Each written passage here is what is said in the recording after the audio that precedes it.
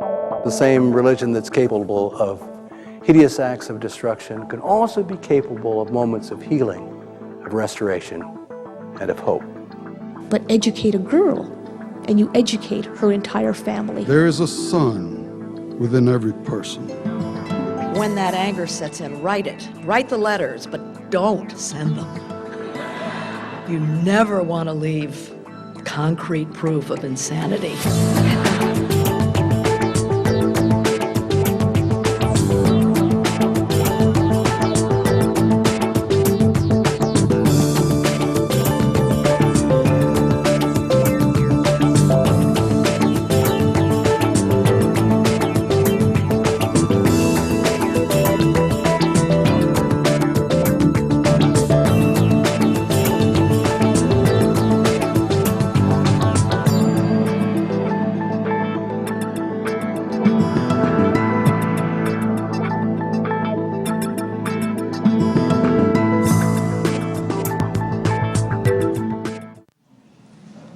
Excellent.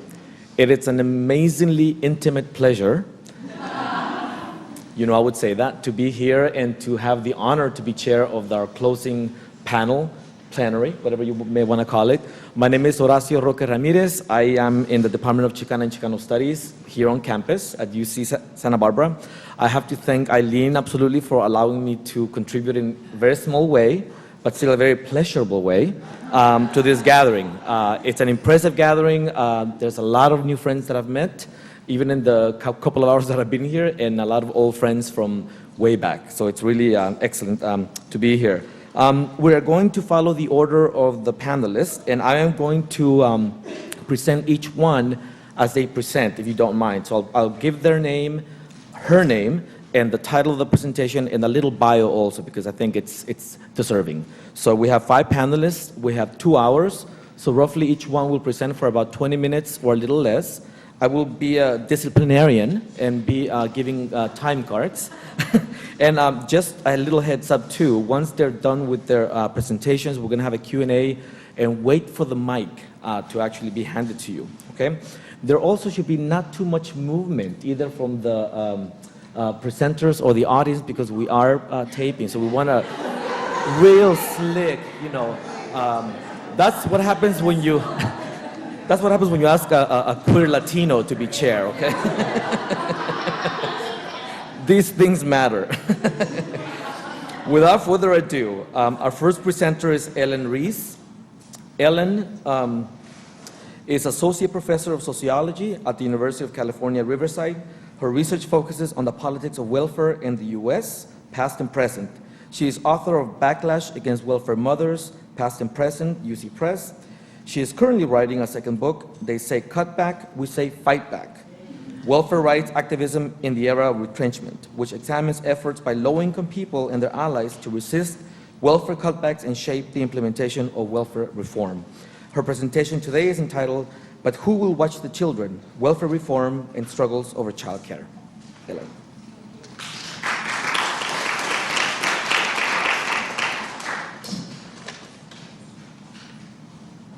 I'm going to talk about 3 types of struggle around childcare that emerged in the wake of welfare reform. And the first kind of struggle that emerged was about welfare recipients' rights to take care of their own children. The second struggle I want to talk about has to do with child care providers' labor rights, and particularly home-based child care providers. And then finally, I want to talk about the struggle to maintain, expand, and improve subsidized child care services.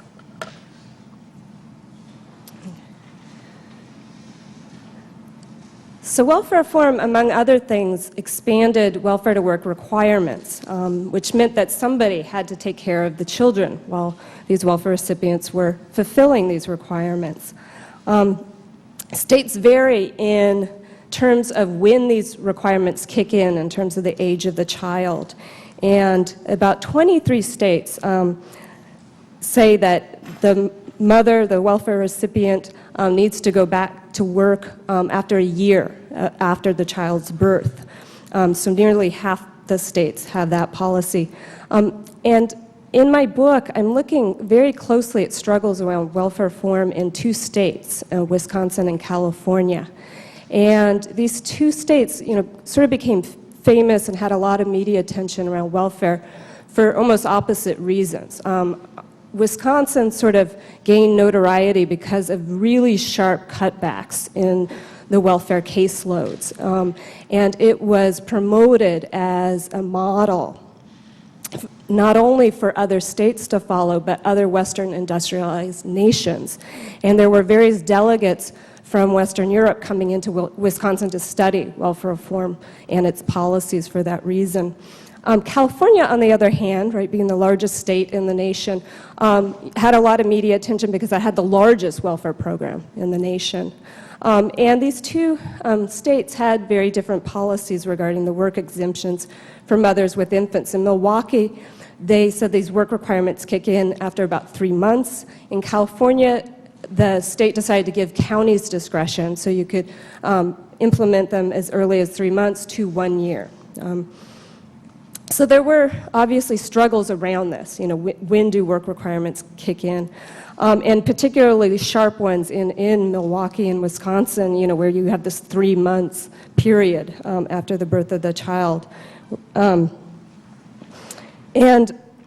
various advocacy groups pushed for a 1-year exemption for work requirements. And this didn't gain ground until about 2003. And the governor eventually also began to support extending this exemption. He wanted to exempt it up to 6 months after the birth of the child. But unfortunately, the legislature, being very conservative in Wisconsin, sort of killed the bill and didn't even get out of committee. There were also other groups that were pushing even harder against work requirements, and particularly under the sort of wages for housework philosophy, sort of saying, well, mothers are always doing work. They do work at home. There were very few groups sort of taking that position among welfare rights groups, but there were a few in each of these states. In Milwaukee, they were welfare warriors, and in Los Angeles, you had the Every Mother is a Working Mother network. But they found few allies for just completely going against the work requirements entirely. Many of the other welfare advocates just didn't see it as a winnable issue. In Wisconsin, another struggle had to do with the rights of parents of disabled children. And Wisconsin advocates were able to get these parents to be seen by caseworkers as working at home, and some of the enormous amounts of work that goes into taking care of a disabled child, taking them to the doctor, et cetera. In Los Angeles, the activists also gained some improvement in terms of the implementation of work requirements, and they got the county to realize that if sufficient child care was not available, the work requirement should not be implemented. However, by and large, welfare reform really limited mothers' capacities to take care of their children. And when you had very strict welfare to work requirements on the one hand and insufficient supply of child care on the other, you had an enormous increase in the number of homeless families. And in Milwaukee, you had overflow shelters being created for women. And this picture shows you somebody's room in a transitional shelter for families. Just to sort of represent some of the consequences of, work requirements and insufficient child care on the other hand. But welfare reform did open up other opportunities around child care. And in particular, expanded subsidized child care, which created new opportunities to organize both the providers of that care and the low-income families that receive that care. And this photograph I took in Milwaukee, it's a child care center, and most of this expansion of child care providers was mostly home-based providers, such as this one. And I thought this picture was quite striking, just the hours, right, that this person is working, that they're open 6 a.m. to 12 a.m., 18 hours, right? They are available and open to take kids, so that's striking. But on the other hand, from a working parent's perspective that might work a midnight shift, right, there's an absence of night care, right? And so there's both of these problems at work, both the overwork of the child care provider and the lack of night care on the other hand. Okay. So I want to now turn to the second struggle, the struggle for providers' labor rights.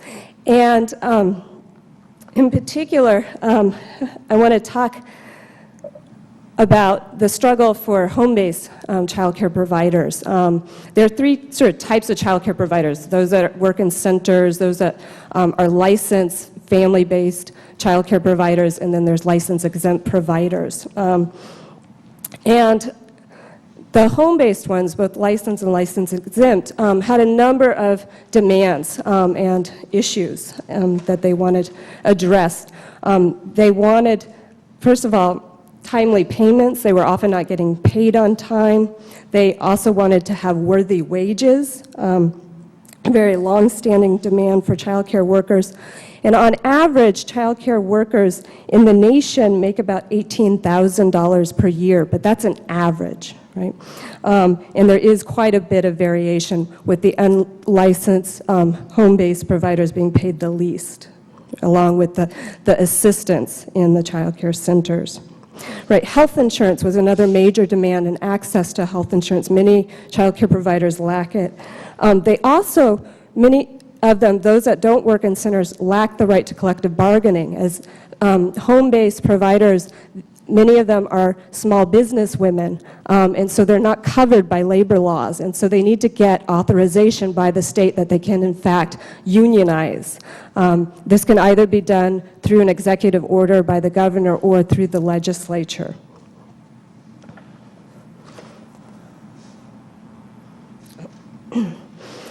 And unions were very much beginning to become more and more interested in organizing home-based providers. And particularly, this happened in the late 1990s. As of about 2004, only about 3% of childcare workers were organized, but home-based providers were a very large, growing sector of this labor force. There are about 1.8 million in the United States and growing. 99% are women. Many of them are women of color. And unions, had not been organizing them, up until about the late 1990s. First of all, they lack the legal right to collective bargaining. They're also highly dispersed, and so difficult to organize. And many also have a professional identity and or organized through professional associations. So all of these are sort of challenges for unions. But at the same time, there's these enormous demands to unionize as well. And some of those professional associations have actually approached unions to get help. And so SEIU and AFSCME have gotten very involved in this struggle.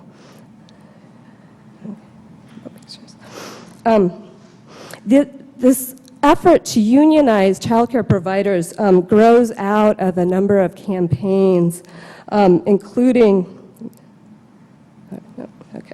the Worthy Wage campaign, a very long-standing campaign that began in 1970 from childcare providers to raise consciousness about their lack of having good wages. There's also, in the late 1990s, ACORN, a community organization that began to organize home-based providers. By 2002, they were undertaking this campaign in 6 states. And then you had SEIU and AFSCME begin national campaigns to organize this sector. This unity between SEIU and AFSCME, and this picture is taken in California, where they have a united childcare union. They've united and have a joint union. But this didn't happen overnight. There was a huge rivalry, huge infighting. People thought I was an AFSCME spy at one point in my research. So there was enormous battles going on, but they were able to have a joint agreement. And they agreed to sort of split up 17 states to organize them. And in 2 states, California being one, Pennsylvania the other, they had these joint unions, the United Child Care Union. This is part of a larger effort by the labor movement to organize non-traditional low-wage workers and to revitalize the labor movement through social movement unionism. And I think what's striking in this photograph is that there's all these children, right? And at the lobby days, right, the providers bring the children from their centers to lobby with them. They go in to visit sometimes, right? And it's the community is involved. The parents also come because they're so dependent on their providers as well. So it's very much a community struggle as well. In California, most of those that belong to unions, the union are African American and Latina, with smaller numbers of white and Asian providers. So it is a multiracial union, and the union has taken various efforts to include Latinas and Spanish-speaking providers. They provide translation. They have their own conference calls in the Spanish language.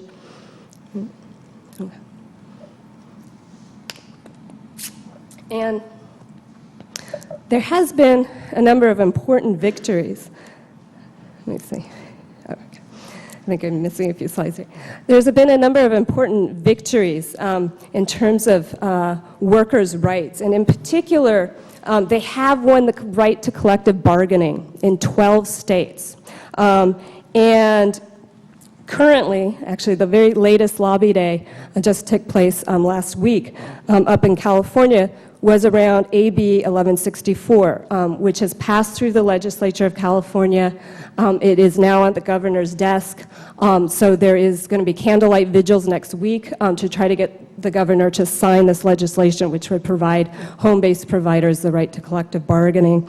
And in Wisconsin, the governor already has signed an executive order in 2006 for both, and that covers both subsidized family child care providers as well as unsubsidized ones and subsidized license-exempt providers.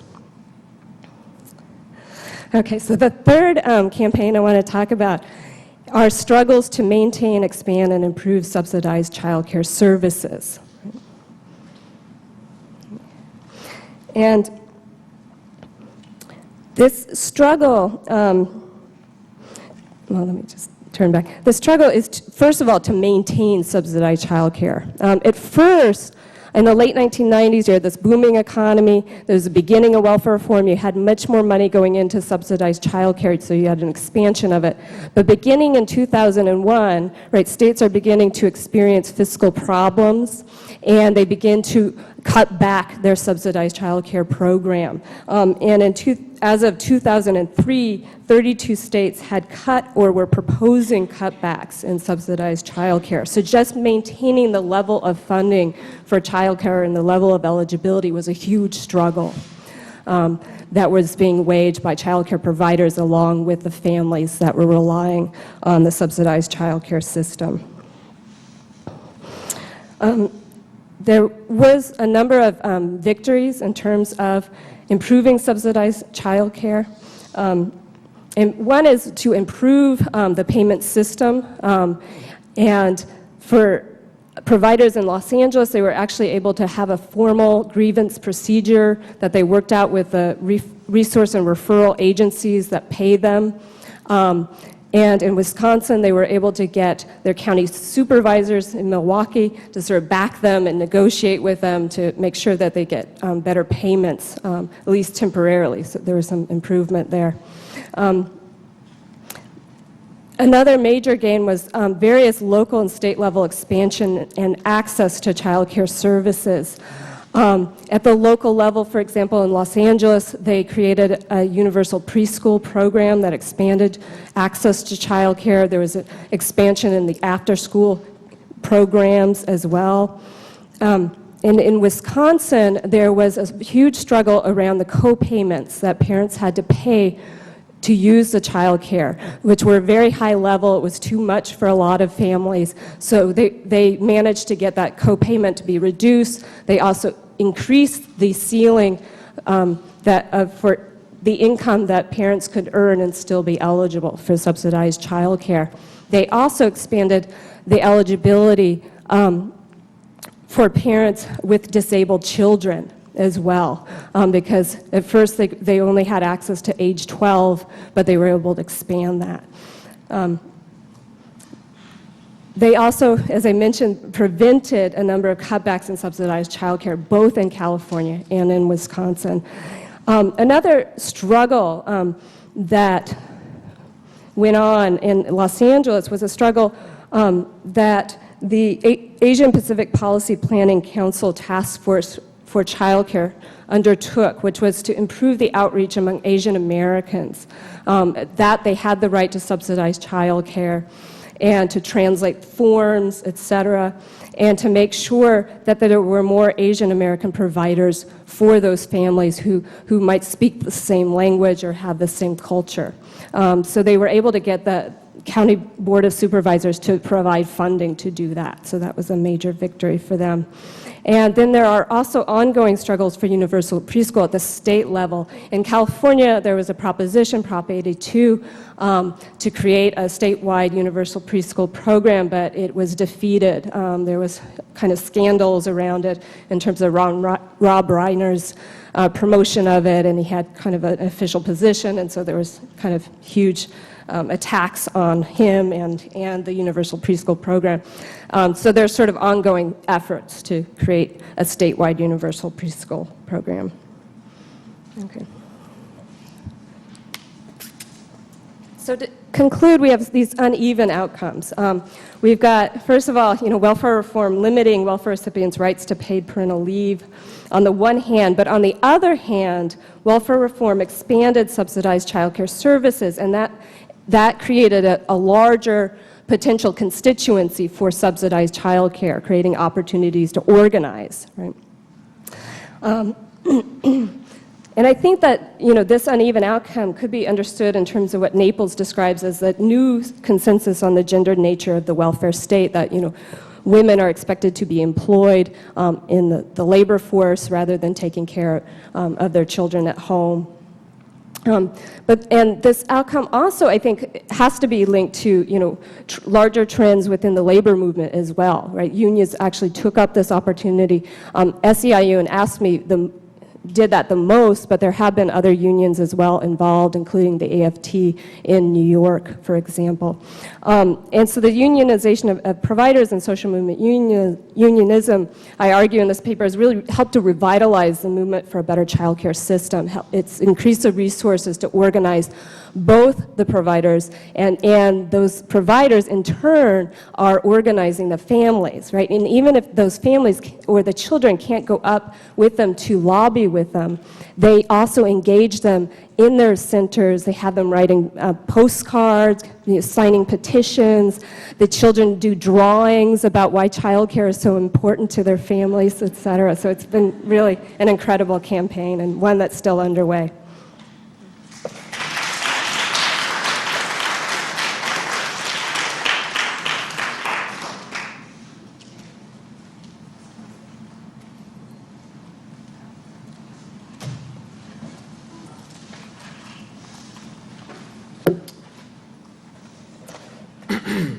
Thank you, Ellen Reese. Our second panelist is Pramila Madison.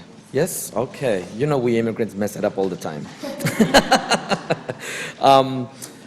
Pramila was born in South Africa and raised in the United States, and is an associate professor of history at the City University of New York's Queens College. I hope this is still accurate. She received her PhD from Columbia University in 1999 and her BA from the University of Michigan. Her dissertation on the welfare rights movement was nominated for the Bancroft Award. Her book, Welfare Warriors, The Welfare Rights Movement in the U.S. from Rutledge, outlines the ways in which African American women on welfare forged a feminism of their own out of the political and cultural circumstances of the late 1960s and 1970s. It won the 2005 John Hope Franklin Publication Prize, awarded by the American Studies Association for Best Book in American Studies. Her presentation today is entitled Power, Intimacy, and Contestation, Domestic Workers and Their Employers in the 1960s.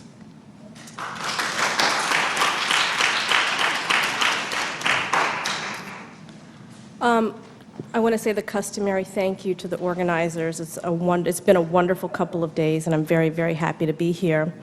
And I also really want to thank all of you for hanging in there and staying until the last minute. I think Eileen has door prizes for everybody who is staying for the whole conference.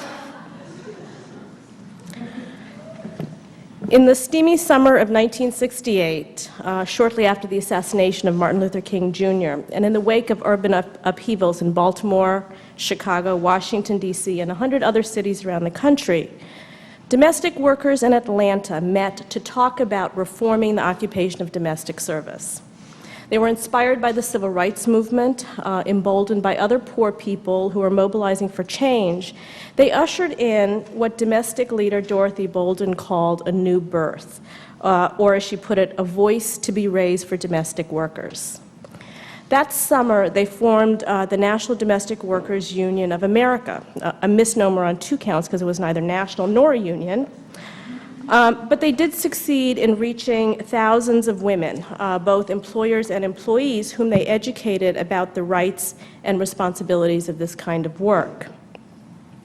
Their agitation helped bring domestic work under the protection of the Fair Labor Standards Act in 1974, and it also reshaped the character of the job. Most importantly, they transformed domestic workers' self-perceptions and enhanced their dignity and sense of self-worth. Dorothy Bolden was one of the founders of the NDWA and served as its president for nearly the entire life of the organization. She was born in Atlanta in 1920, and she started working as a domestic worker at the age of 9. In the early 60s, she became involved in the civil rights struggle in Atlanta, and a few years later, she began to organize domestic workers. In the mid-70s, she reflected on the changes in the occupation and said, quote, "In the past 7 years, there's been a great deal of change. These women used to be embarrassed about saying they were maids, and you take such hardships that you just didn't want nobody to know. Now it's different. Now you can't tell a maid from a secretary anymore. In the past, if a black woman was a maid, you could tell by the way she dressed. Now they don't carry shopping bags as much. They go neater and they look more lively and intelligent." This paper will survey household worker organizing in Atlanta, Georgia in the 1960s and 70s. And I examine the alternative mobilization strategies that were employed by domestic workers, their use of public space, and the way that they redrew the boundaries of hierarchy and deference that defined employer-employee relations. Their politics were rooted in the interlocking systems of oppression, race, class, gender, and culture that they experienced every day as poor black women. And they formulated a political program that addressed the most egregious aspects of domestic work, including low pay and lack of respect. These domestic workers were agents of change, but they operated within the circumscribed boundaries of the occupation. Their limited power was important in determining the kinds of tactics that were at their disposal. So they didn't engage in protests and marches, but they did challenge the scripts of proper behavior. They worked to standardize the occupation, and they trained domestic workers to negotiate on their own behalf. And consequently, they eroded some of the racial and class power that employers wielded and won greater dignity for domestic workers. Now, domestic work is notoriously hard to organize. It's an atomized occupation with tens of thousands of employees.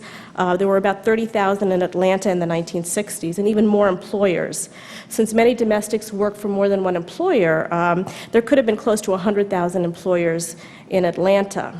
So the traditional shop floor model of union organizing with elected representatives who served as bargaining agents was simply not an option for these workers. They weren't able to shut down the factory with a sit-down strike, as workers in large-scale industry sometimes did. And they didn't wield a kind of collective power as unionized workers, since replacing a single employee was far simpler than replacing 1,000. One of their first dilemmas was how to build support. And public spaces and public transportation in particular became a central site of organizing for the NDWA. So they handed out flyers at bus stops. They initiated conversations with other domestic workers while riding the bus to work. And city buses became almost like a mobile meeting ground. These freedom buses, as I call them, were perhaps the equivalent of the freedom schools of the 1960s that were centers of political education and sites of organizing. They were venues where poor women could share grievances and concerns, where they could trade stories of abuse and exchange information about wages and workload, as well as learn about their rights. Another issue that domestic workers encountered was the deeply personal relationship that characterized the employer-employee relationship. And domestic workers, as we've talked about for the past couple of days, labored in the most intimate spaces of the home and engaged in care work. They were often, especially in the 1960s, hired and fired because of particular personality traits rather than their occupational skills. Because of the intimate nature of the job and the paramount importance of character, the employers sometimes refer to domestic workers as, quote, one of the family. And we know how this claim has been used to extract additional work and to encourage employees to take leftovers and hand-me-downs rather than payment. Yet, the personal relationship that made this job so capricious and unpredictable could also be a source of power for domestic workers. So families became dependent upon individual workers because of the emotional ties and bonds of trust that had been forged over the years, and because their personalities seemed so well suited for the job.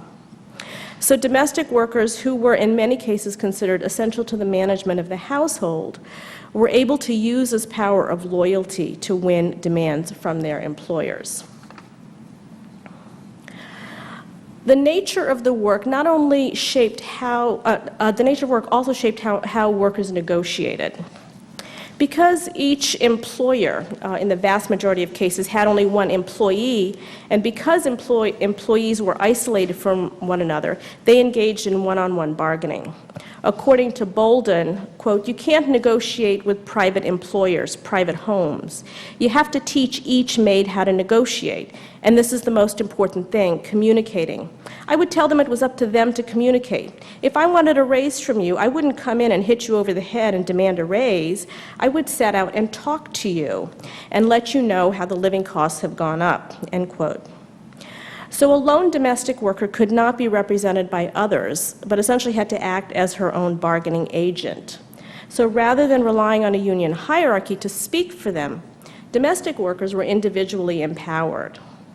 But in addition, because of the one-on-one model of negotiating, the employers had to be recognized as well. As Bolden explained, "I always understood that the employer was a human being too. You have to learn how to sit down and relax and talk to her." Now, even though negotiating was done individually, collective demands and mobilization were central to the movement. Without a collective effort, these individual domestic workers would have never been empowered to confront employers. They shared grievances, they came up with common solutions that strengthened their bargaining positions. The organization wanted to standardize the occupation so that maids across the city would earn a minimum wage, which they set at $13.50 a day, plus car fare if an employee worked for a single family 4 days a week or more, or $15 a day, plus car fare if she worked for a family 1 day a week. They also wanted 2 weeks of paid vacation and 1 week of sick pay leave per year. And they lobbied for legislation that would assure that all domestic workers had the protections of the Fair Labor Standards Act, which previous people have spoken about already.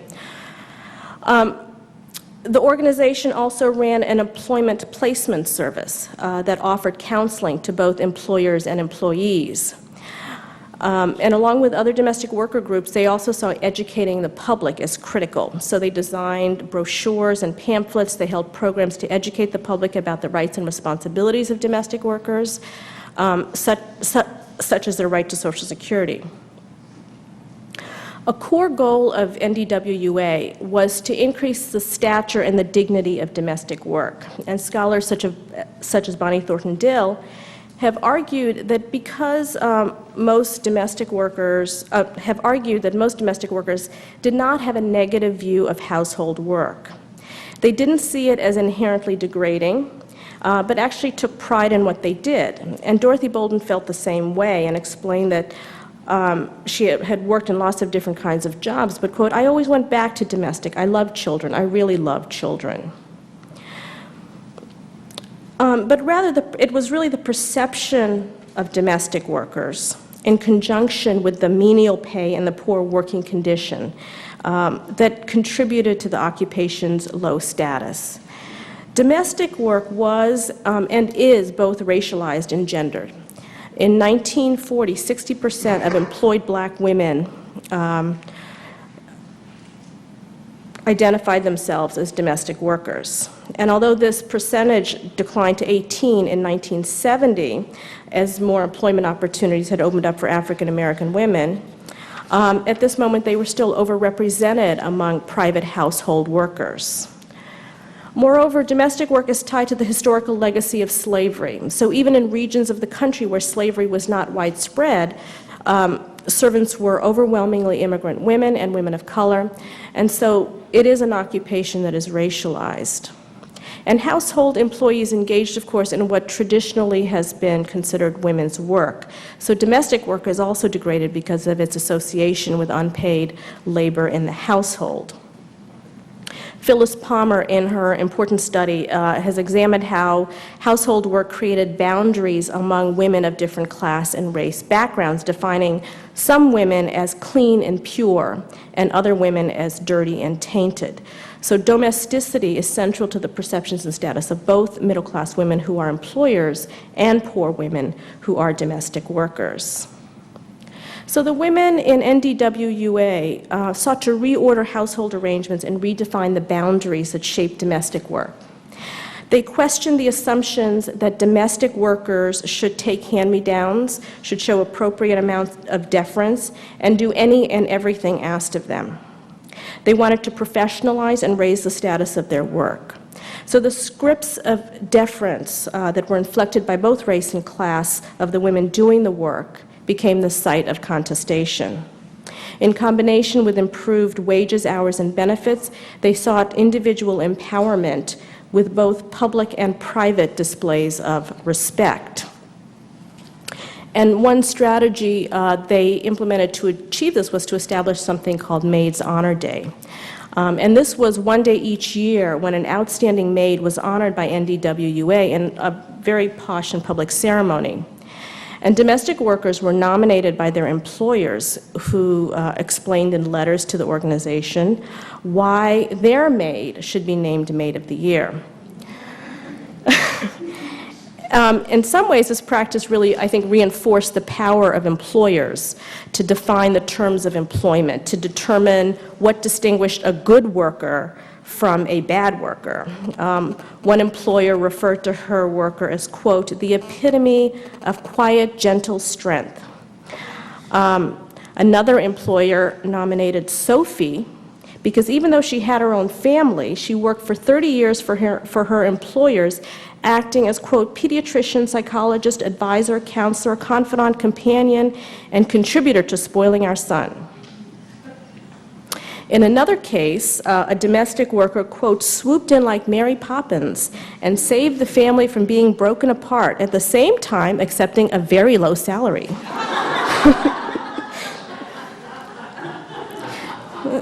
This same maid who accepted the very low salary, quote, sustained third-degree burns of her forearm when she risked her life to put out a kitchen fire which endangered my baby. So clearly, these employers lauded the values of deference, loyalty, and self-sacrifice, even to the point of a maid putting her own life in jeopardy. And these were the very aspects of the occupation that domestic worker rights advocates found most intolerable. Rather than scrutinizing the behavior of employers, Maids Honor Day redirected attention to how well employees conducted themselves and whether or not they had fulfilled the expectations of their bosses. Nevertheless, the NDWA saw Maids Honor Day as a way to bring respect and dignity to the occupation.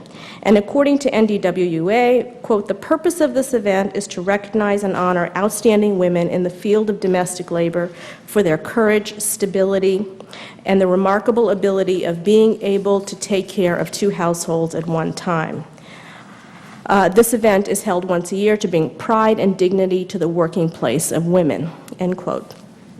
I think for poor black women who scrubbed floors and picked up daily after others, I mean, even just the process of enjoying a lavish banquet dinner, of participating in a formal ceremony, for dressing up in their finest attire was really a rare opportunity to publicly take pride in who they were.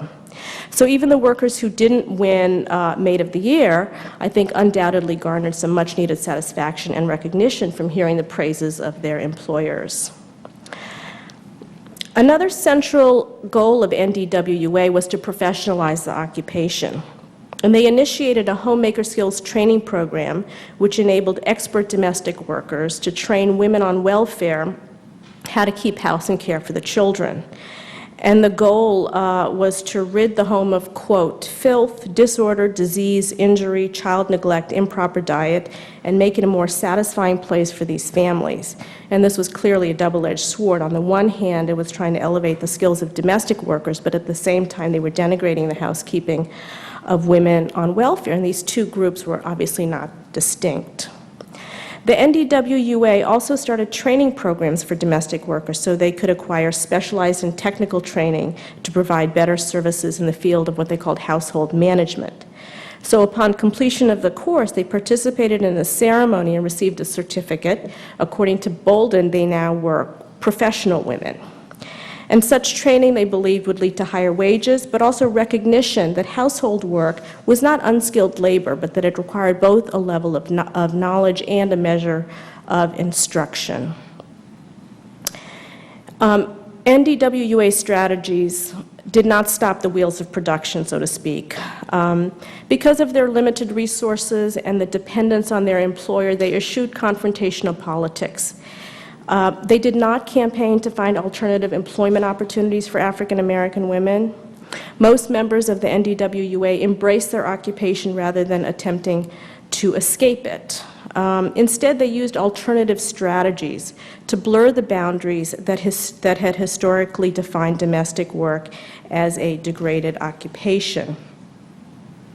Their goal was really to minimize the power differential between their employers and increase the stature of domestic service.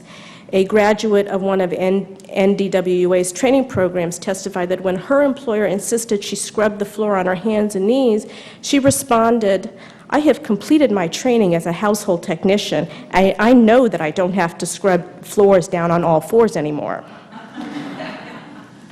So the training programs and Maids Honor Day helped reinforce the solidarity and the identity among domestic workers and remove some of the shame that had been publicly associated with domestic service.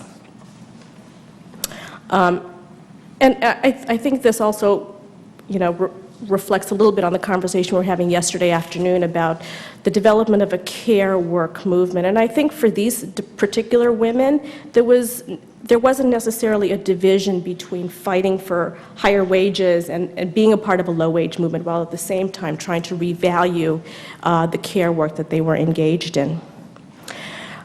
In conclusion, Dorothy Bolden and the NDWA formulated a politics of resistance that spoke to their specific needs and constraints as black domestic workers. They operated within the interlocking systems of oppression that black feminists have theorized about, and race, class, and gender were instrumental in their political evolution. I'm going to skip a little bit here because I think I'm running out of time. In their efforts to reform domestic service, NDWA didn't organize sit-ins or blockade buildings. By 1960 standards, they were tame, and Bolden said, "I didn't want anybody to protest. We women didn't believe in it, especially in this field, because if 30,000 women get without a job, and that's how many maids there are in Atlanta, where else have we got to go? So we couldn't just go out demonstrating, and we weren't ramrodding anything down anyone's throat. Just if we weren't getting paid, we just walk off the job." And this reluctance to protest is consistent with the research of scholars such as Robin Kelly and James Scott, who've suggested that the poor and disenfranchised must find alternative resistance strategies. But I think in contrast to Kelly and Scott, who examine the hidden transcript behind the ostensible on-stage accommodation, it was precisely the public stage that domestic workers had directed their energies.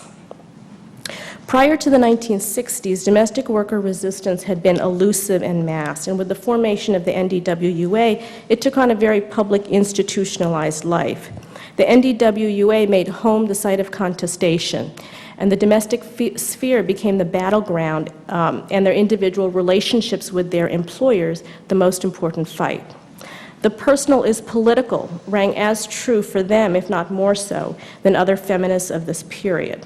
In this struggle, they wanted to improve the working conditions, not transform them. And they fought to reconfigure the ideological construction of good maid and good employer, as well as carve out a space of autonomy for domestic workers. And they wanted to win greater public respect for their occupation that they felt was invaluable and rewarding.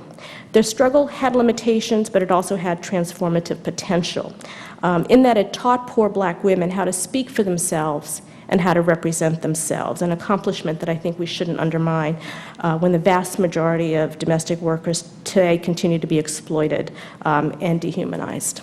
Thank you.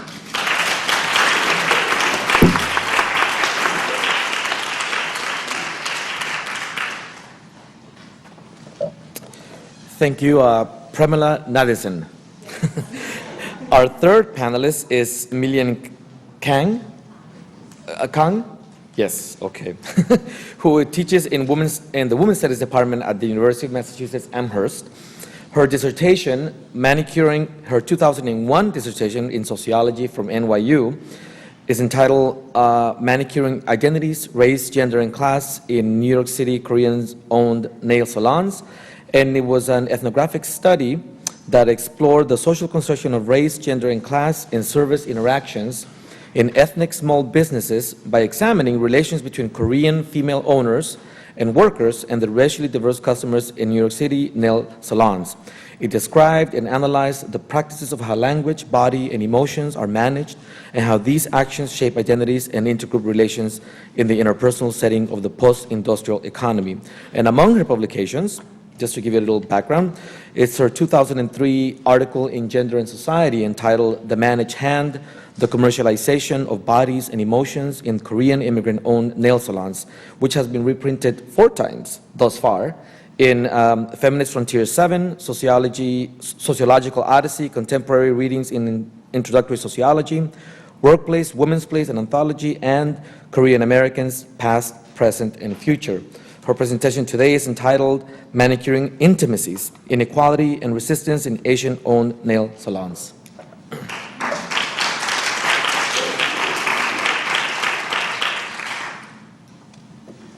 Thanks for that introduction. That's a much longer bio than I sent in. I sent in a short one. And at the risk of going over the top, I really wanted to thank the conference organizers again and all the participants. It's really been a fabulous 2 days. Okay, so I also want to thank the participants in my study, which individuals and organizations that are working to organize in the nail industry. And in this paper, I'm going to focus on their work, and I'm focusing on formal collective actions as opposed to everyday forms of resistance, which I look at more in other places. So I want to start with observations from field work. This is this past August in New York City. Half a dozen protesters stand in front of a Manhattan nail salon carrying crumpled cardboard signboards saying, "Hey, Nail Plaza, women workers should have the right to breaks. Sweatshops are not glamorous. No gloves, no masks, no pedicures." Representing several different organizations, including Chinese Staff and Workers Association and the National Mobilization Against Sweatshops, they have gathered in support of a dismissed worker, Do-Ye Kim, who goes by the name of Susan in the salon, who has filed a lawsuit accusing the salon of not giving her breaks or paying overtime. 2 well-heeled white elderly women come out of the salon, huddling together with nervous smiles. One of the protesters yells, "Don't support the salon, they don't respect workers' rights." And then one of the customers yells back, "That's not true. She takes good care of us. She's very nice." The protester retorts, "She's nice to you, not to her workers. All you care about are your nails. You don't know what's going on in there." The customer calls back, "Yes, we do," and they hustle away. Later, another woman, a former customer at the salon, stops by at the picket, and she comments to me, "I'm actually really surprised to see so many people still going in there. This is the Upper West Side. We have a reputation of being very liberal." Big Hillary supporters. We're known for supporting the underdog, unions, teachers. And then later she adds, "I guess people are attached to their manicurists, so they're willing to break a picket." So what are the attachments among nail salon customers, manicurists, and owners? And how can these ties inhibit or support organizing to improve working conditions in these sites? In the scene described above, the intimacy involved in the exchange of a manicure translates into customers' loyalty toward a particular owner and salon and overrides concerns with labor rights. People who arguably would not cross a picket in other circumstances are willing to do so in order to be cared for by a favorite manicurist in a familiar and comfortable setting. As in this example, I argue in this paper that intimacy often blurs, conceals, and justifies inequalities in the workplace and poses a barrier to organizing. At the same time, I explore possible ways that these same attachments, by making it difficult to replace the service provider, can increase the value of this work and provide an impetus for positive change in the nail industry. So I'm going to look at 3 different kinds of organizing strategies, one having to do with occupational safety and public health, one having to do with labor rights, and one having to do with regulation of manufacturers' use of toxic chemicals in nail products. These areas are not mutually exclusive, and many organizations engage in more than one approach. However, I treat them as analytically distinct. In each area, identify the main issues, describe organizing efforts, and analyze how the dynamics of intimate labor are significant in shaping the processes and outcomes of these efforts. So I wish I had more time to really talk about the contributions of this work, because I have tremendous respect for the work that they're doing. And I'm not going to spend a lot of time actually critiquing their work, but what I want to do is take this lens of intimate labor that we've organized around in this conference and apply it to organizing work and see, again, what are the lessons that we can learn there. And I just want to take a minute with the theoretical framework and how it shapes this study. My understanding of intimate labor is strongly influenced by Viviana Zelizer, Arlie Russell Hochschild's work on emotional labor, and Evelyn Nakano-Glenn's analyses of racialized reproductive labor. And again, I'm not going to try to summarize that huge body of work, but I will just say what questions I've drawn from that work as they relate to the study of the nail industry. Applying Zelizer's arguments highlights the purchase of manicures as a form of purchasing intimacy and the complex negotiations which govern this purchase. Does the price of a manicure also include a smile, massage, and pleasant conversation? What happens when the workers, owners, and customers disagree about the terms of this intimate exchange? Hochschild's work points towards a different but related set of questions regarding how service workers manage their own feelings regarding the intimacy of the work while instilling a sense of caring to their customers. What skills do nail technicians need to fulfill the emotional and physical needs of their customers, and what toll does this work take on them? Finally, Evelyn Nakano-Glenn emphasizes that intimate labor and the context in which it is performed are fraught by historical and contemporary inequalities of race, gender, and citizenship. So how are certain groups recruited to fill particular labor needs and under what conditions? And particularly, how have Asian immigrant women been recruited to fill the labor needs in the nail salon industry? This paper builds on these theoretical frameworks to explore how intimacy creates obligations that make it difficult for workers to protest labor practices and working conditions, but also can increase the value of this work, foster awareness and solidarity, and sometimes in unexpected ways, and motivate action and generate sympathetic publics. So the methods for this study is I did ethnography for way too many years. Just a word to the graduate students here. If you're doing field work, find a research site that you really like. So, if you're going to spend a lot of time there, But you can't like it too much, because then you're going to want to hang out there a lot. So anyways, so I did ethnography primarily at 6 sites, although I've visited probably 50 salons.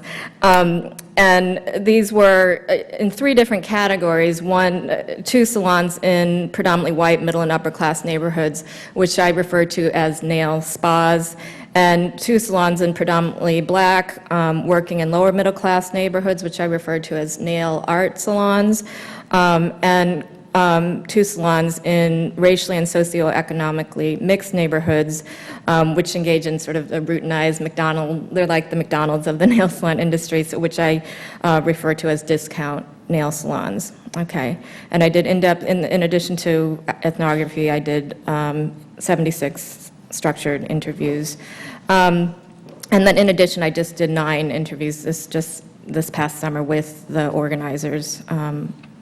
So I won't spend a lot of time on the background of the nail salon industry. I think people know, even just anecdotally, it's a huge growth industry. And the biggest growth areas are New York and California. And again, estimates are 70 to 80% of the salons are run by Asian immigrant women. It's mostly Koreans in New York and mostly Vietnamese in California, although there are increasing numbers of Chinese women going into the niche as well.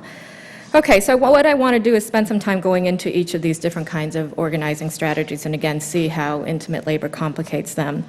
So first, occupational and public health. High-profile cases such as Paula Abdul's testimony before the California Senate in 2005, and I would love to read her testimony, but I'm not going to spend time on that, have focused public attention on consumer concerns regarding the spread of fungus and disease in nail salons. While receiving much less publicity, various organizations, mostly led by Asian American community groups, have raised occupational health and safety concerns in nail salons from the perspective of the nail salon workers. These organizations have focused on public education and participatory action research to increase awareness and foster safer practices for both customers and workers in the nail salons. So what are some of the public health and occupational risks? Constant handling of polishes, solvents, glues, acrylics can expose workers to potentially carcinogenic, allergenic, and or reproductively harmful substances such as phthalates, formaldehyde, toluene, acetone, benzene, methylene chloride, glycol ethers, and the banned but still widely used methyl methacrylates, or MMA. As a result, nail salon workers experience numerous occupational-related health symptoms. A 2004 survey of salon employees in New York City revealed that 37% suffered from skin problems, 37% from eye irritations, 57% with allergies, 66% from neck or back discomfort, and 18% from asthma.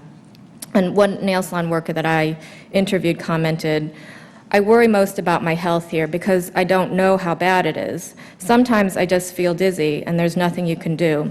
So this, in addition to managing actual symptoms, workers face uncertainty about the long-term impact of exposure in the salons.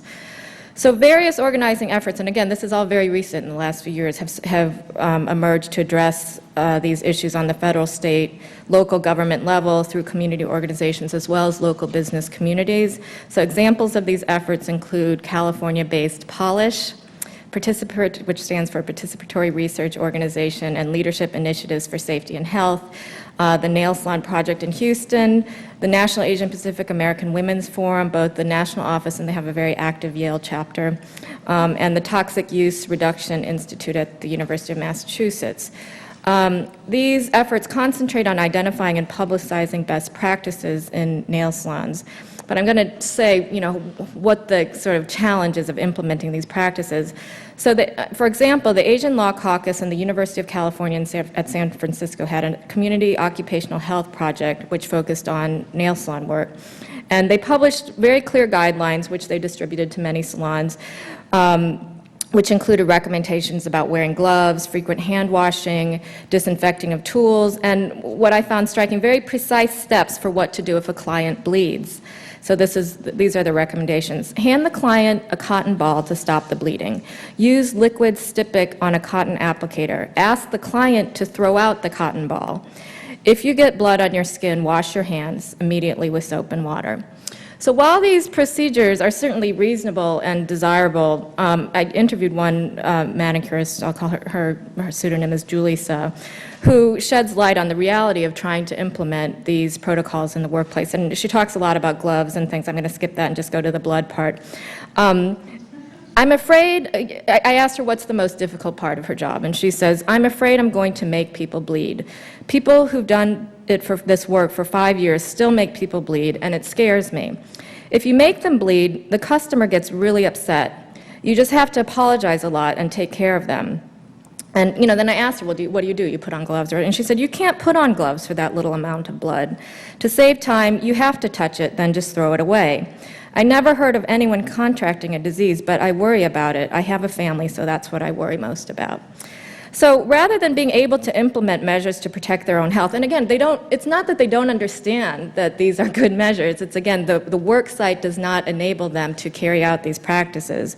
Manicurists instead are under pressure to respond to customers' needs, both physical and emotional, even if this means subordinating proper hygienic protocols as well as their own health concerns. Okay.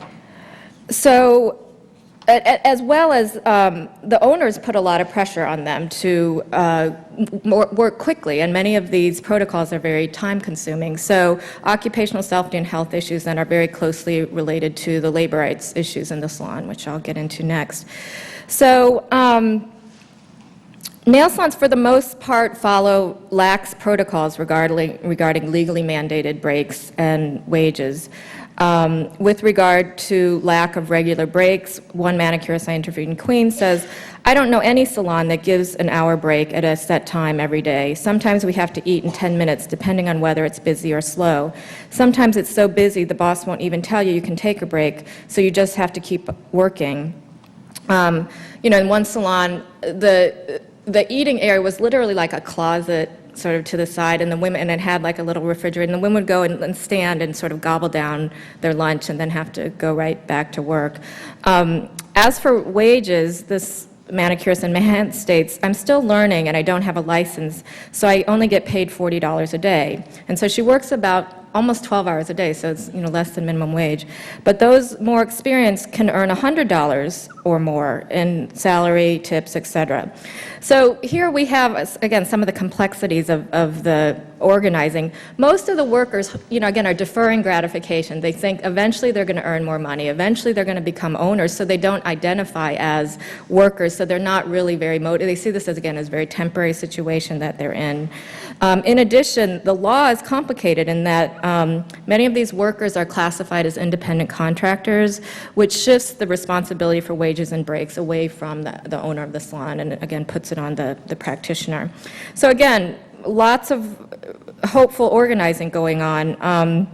In New York City, the Committee Against Anti-Asian Violence started a Women Workers Project, which focused on nail salons as well as other industries, childcare. People have been hearing about the Domestic Workers United. They're very active in that.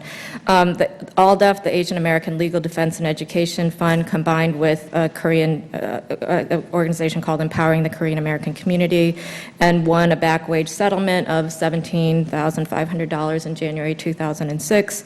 Also in 2006, the U.S. Department of Labor won a $220,000 back wage settlement for 152 workers. Yikes, okay.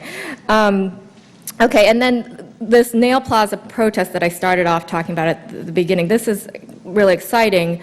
Actually, in mid-September, they kind of launched this, the kickoff of this Justice Will Be Served Nail Salon Workers Network.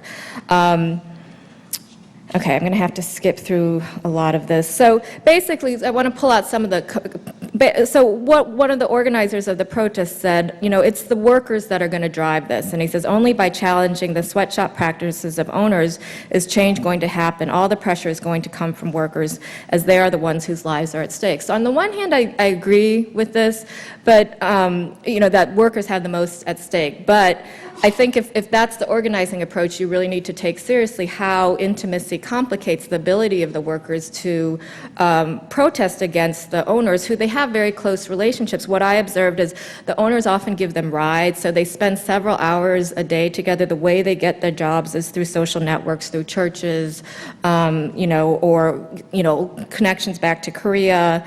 Many of the owners are either sponsoring they're helping them get visas, or they're working illegally. So again, they're in a very vulnerable position to challenge the owners.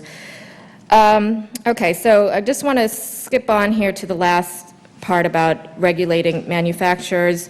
I'm always surprised people say, oh, well, the EPA regulates these things, which is just not true. The whole cosmetics industry in the United States is not EPA regulated. And again, there have been efforts. California actually passed the Safe Cosmetics Act in 2005, which was actually a very watered down version. What it actually came down to is that manufacturers had to list the chemicals that were potentially hazardous. Originally, they were trying to ban them, and they didn't get that. But anyways, various organizations have been working very hard. There's Asian Health Services in the Bay Area, and a woman there, Julia Lau, helped co-found the California Healthy Nail Salon Collaborative, which is a coalition of 21 organizations that focuses on policy.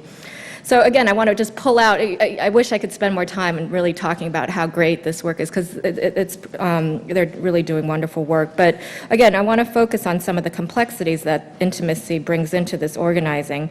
So both the California the Nail Collaborative, although they, again, to give them credit, they really recognize that workers are the most vulnerable population, but their focus is on a strategy of coalition building through alliances of shared interests.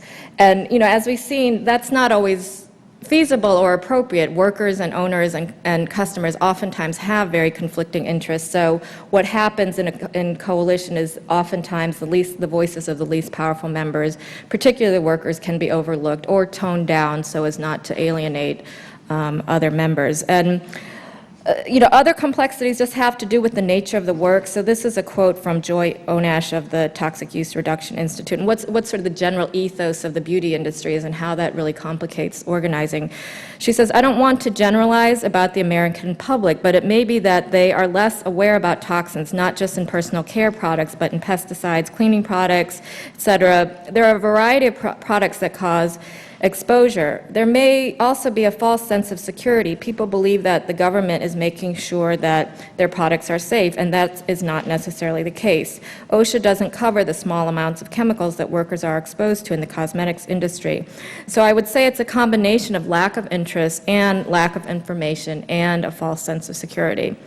Okay, so the work of organizing for regulation of toxic products is complicated here, first by the general ignorance or even denial of people regarding the lack of government regulation. And second, the ethos of the beauty service industry relies on creating a relaxing, carefree, pampering experience for customers. So customers don't want to know about, again, these toxic chemicals in these products. So what are the prospects and pitfalls for organizing? And again, I end on a somewhat hopeful, although somewhat cynical note here, but other scholars have argued that the emotional ties between workers and employers, as well as between workers and customers, largely mask unequal power relations and exploitative conditions in various industries, ranging from sex work to nursing to domestic service, and I could cite the work of many of the people in this room. For better or worse, I find these patterns replicated in the nail industry. In certain cases, intimacy can be mobilized for the benefit of organizing, but not because intimate ties are valued in and of themselves, but because they make it more difficult to replace the service provider. So I'll just give you a little quote here. This is a woman, Emily Goldberg, who's seen the same manicurist for 10 years. And, when I ask her about if she's aware of any occupational health issues in the salon, she gives me a response which was actually the typical response when I asked the question. I have to admit, I never thought about it. However, she does, and they have a very close relationship, so that's what's striking here. However, she does comment later, of course I don't want her to get sick. Who would do my nails? So, thus, the intimacy of this work can foster greater attention to healthy practices and willingness to communicate about them, but mostly for the benefit of the customers and owners rather than the workers. Nonetheless, the higher stakes can provide opportunities for addressing concerns that participants in most service exchanges would not regard as worth the time and effort. So similar to negotiations involved between domestic workers and employers, or nurses or caregivers, whatever the level of discomfort when the welfare of a child or the health of a mother or parent or the care of a home are involved, you have to address certain concerns, however uncomfortable. So likewise, when the stakes involve spread of infectious diseases, exposure to toxic chemicals, and the general health and comfort of the body, the unavoidable intimacy of these exchanges can translate into heightened concerns regarding the various issues which arise across the manicuring table and hopefully lead to coalitions to address this work. So my hope is that greater understanding of the dynamics of intimate labor can serve, again, I think it's a very rich concept for us here in the Academy to frame lots of different kinds of research, but also can be an important tool for supporting organizers and informing organizing strategies across a range of issues and approaches.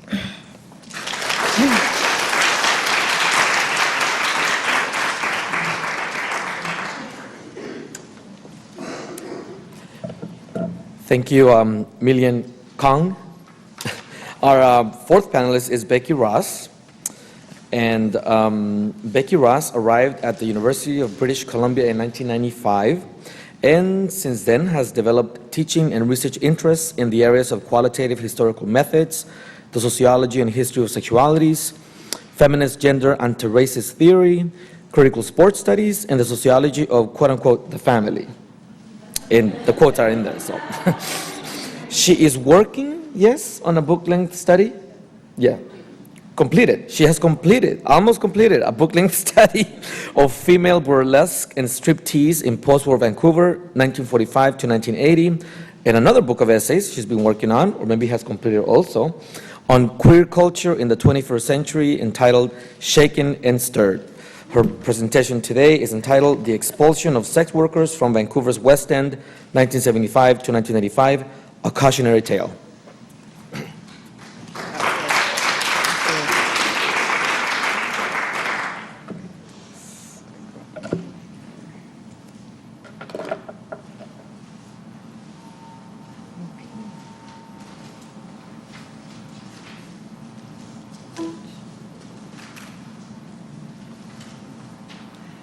Okay, so I just want to begin on the last panel of the last day to thank Eileen and Russell so much for organizing this conference, Ellie and Katie for administrative expertise, my research assistants Rachel Sullivan and Cecily Nicholson, and to thank all of you. It's really been a joy to be here.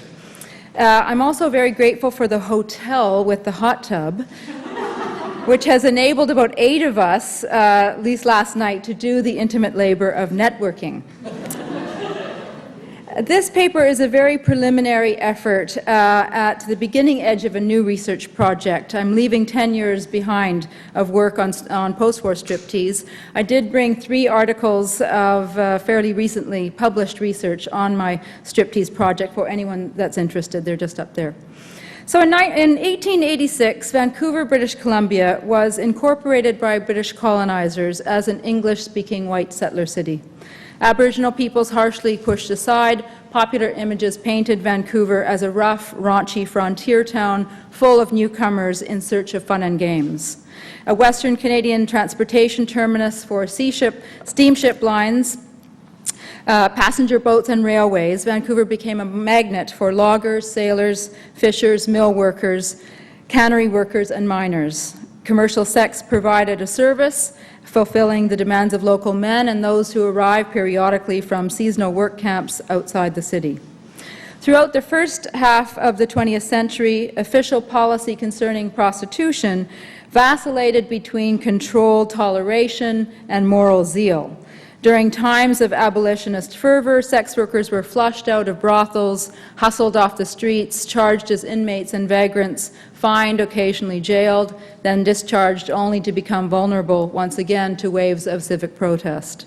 In Foucauldian terms, to quell fears of unchecked permissiveness and to justify their own regulatory practices and budgets, law enforcers and social reformers sought through a variety of techniques to administer street-level prostitution as a social problem that called for normalizing interventions. In the 1950s, as prostitution became decentralized away from brothels, sex workers solicited clients inside the city's hotels, apartment blocks, and nightclubs.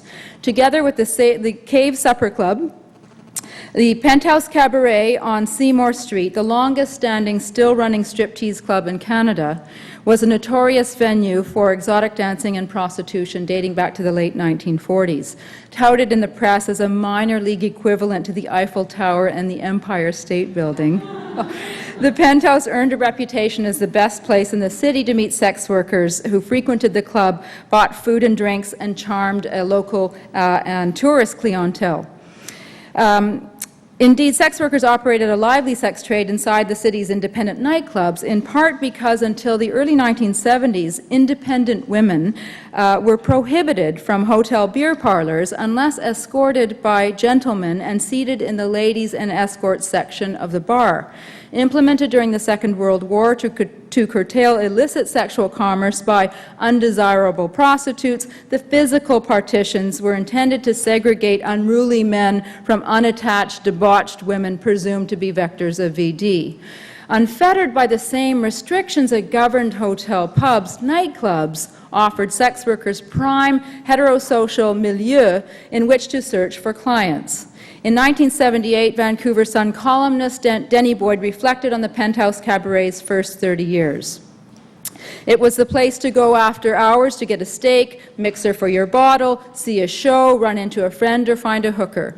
Make no mistake about it, hookers came to the Penthouse. So did other club owners, musicians, lawyers, cabinet ministers, newspaper editors, off-duty policemen, civic politicians, safecrackers, corporation presidents, Hollywood starlets, cheating husbands, stockbrokers, school principals, gamblers, plainclothes RCMP, Royal Canadian Mounted Police, surveillance teams, PTA presidents, surgeons, drug users, short-ordered cooks, and I suspect the odd man of the cloth.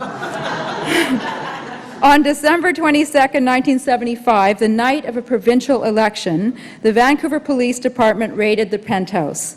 As the right-wing Social Credit Party reclaimed power over the left-leaning New Democratic Party, the Filipponi brothers, Joe, Mickey, and Ross, cashiers Minerva Kelly and Rose Filipponi, Mickey's daughter, and doorman Jan Sedlak were arraigned on charges of living off the avails of prostitution and corrupting public morals.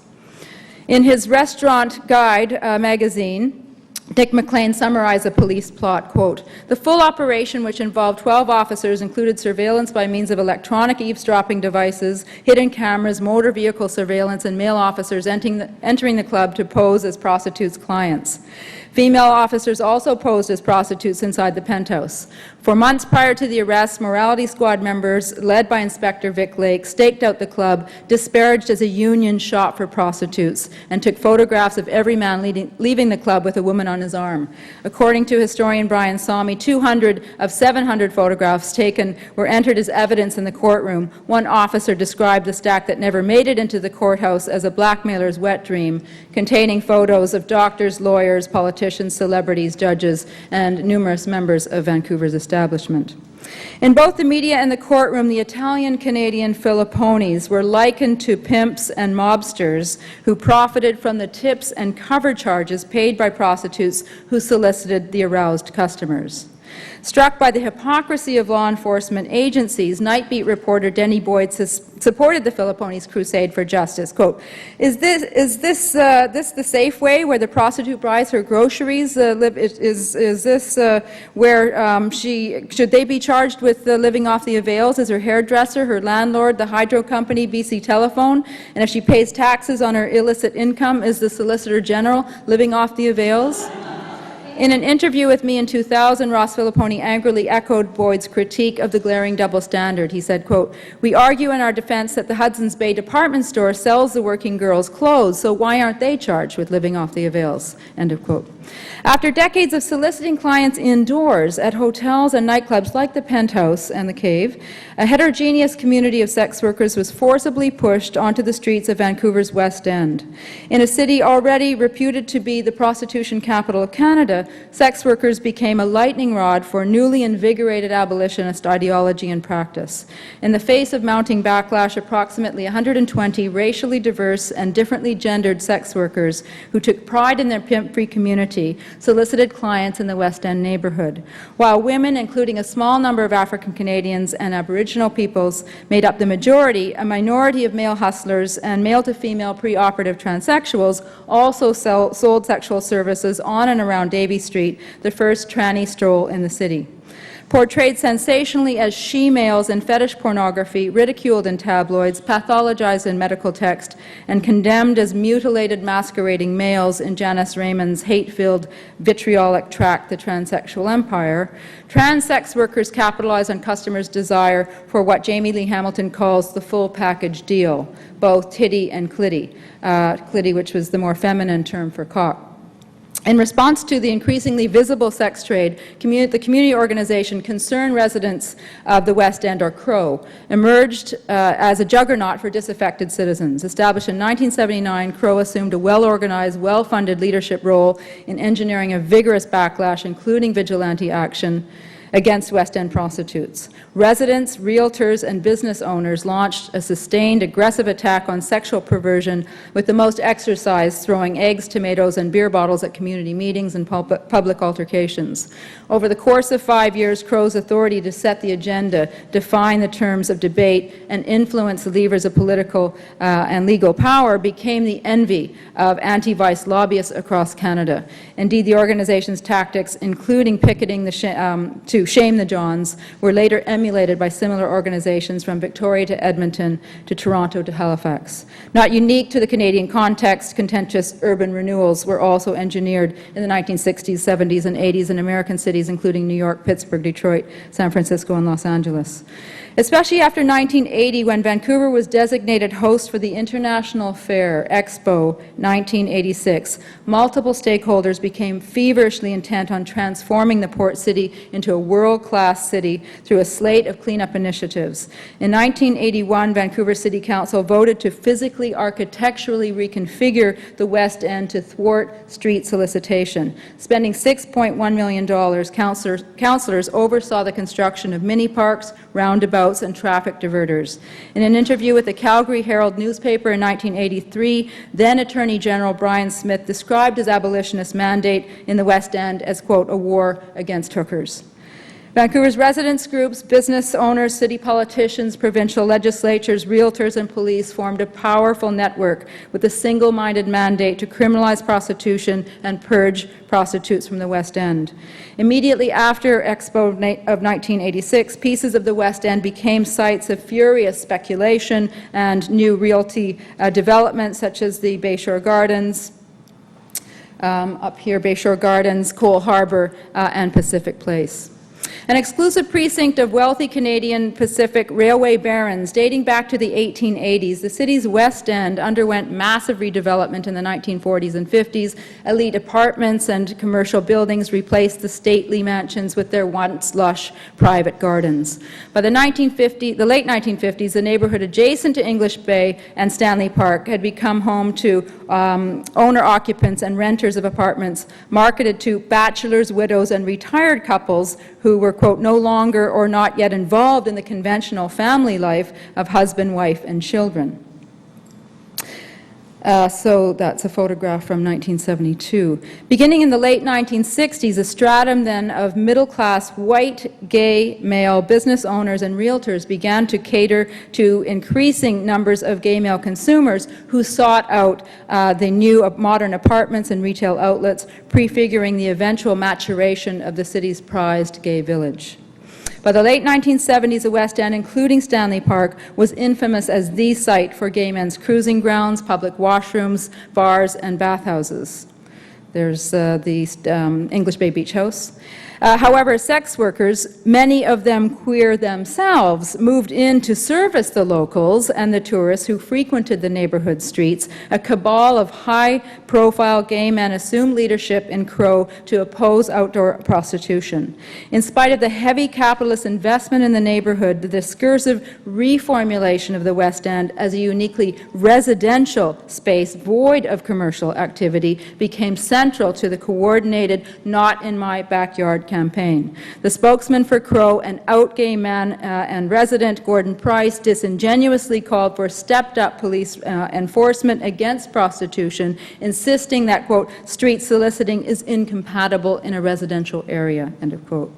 Alongside the community-based abolitionists, print and broadcast journalists fueled what criminologist John Lohman terms a discourse of disposal to justify the purge of throwaways.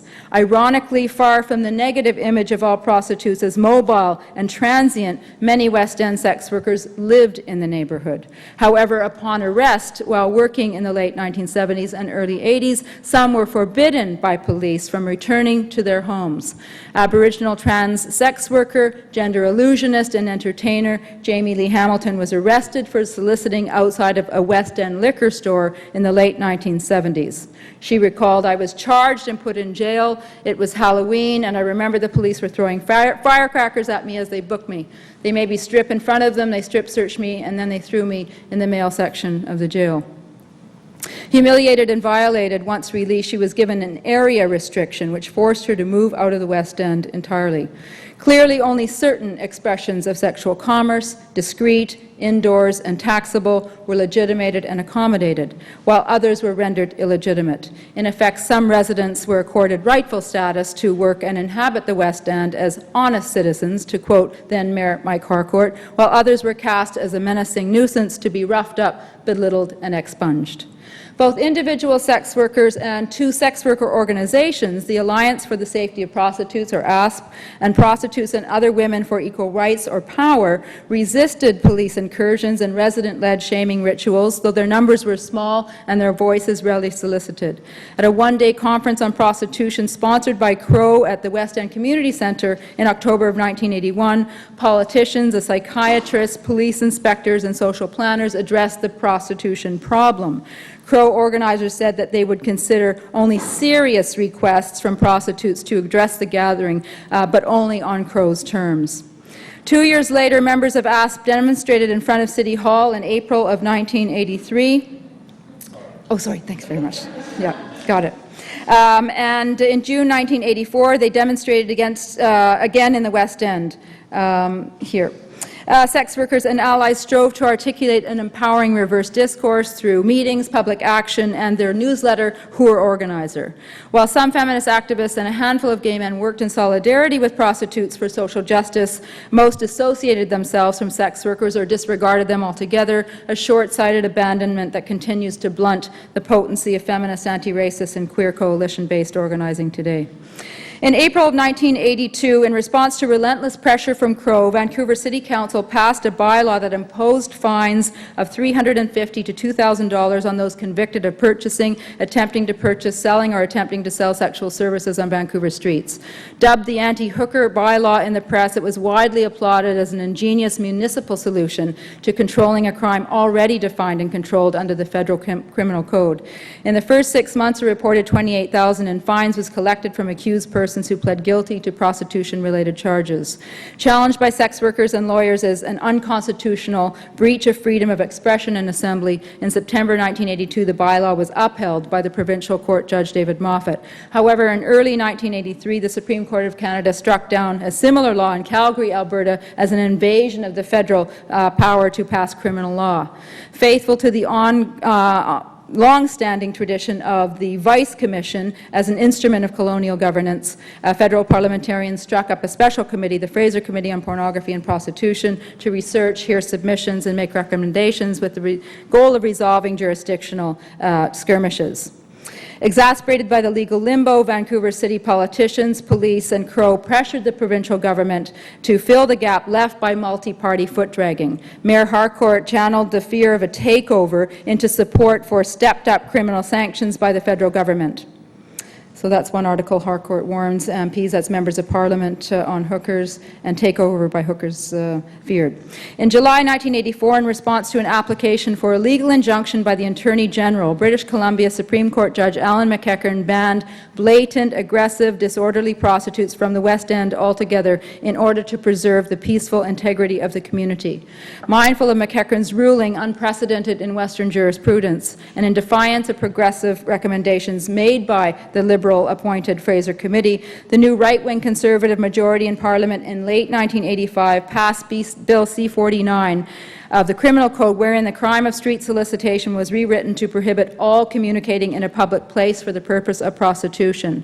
Vigorously opposed by sex workers and allies more than 20 years ago, the draconian anti-communication law, which criminalizes the intimate labor of interaction and negotiation, remains in place unchanged in 2007. In Vancouver from 1975 to 1985, female sexual civility was contingent on the repeated avowal of sex workers' uncivil, carnal disobedience and the disavowal of sex workers' substantive citizenship. The multifaceted penalties meted out to sex workers reminded all women of the steep price to pay for stepping out of line. In addition, the involvement of young men and M2Fs, or sex changes, in the West End only ramped up the deviance quotient in the eyes of anti-vice crusaders. The Hoare stigma appeared remarkably elastic. It was stretched to snare and punish all deviants, male, female, and trans, particularly those of color, who dared to make claims on street-based commerce. Discredited and dehumanized, attributed an undesired differentness, to quote Irving Goffman, street-level sex workers were remarked as moral and physical contagion in an era that eerily foreshadowed the HIV/AIDS hysteria of the mid-1980s. Central to the victory garnered by the abolitionists in the mid-1980s in Vancouver was an intricate weave of common-sense assumptions about prostitution and property. As geographer Nicholas Blomley puts it, the enactment of a right to property, both public and private, erases and effaces in ways that are both symbolic and ineluctably corporeal. Indeed, West End sex workers and their street work became construed as impediments to be removed in order to guarantee the rights of others to freely use the streets. After the Provincial Supreme Court's injunction of 1984 and the punitive stance towards solicitation in the Federal Criminal Code in 1985, West End sex workers were forcibly relocated to an industrial, isolated zone in Vancouver's East End, where they began to go missing in ever greater numbers.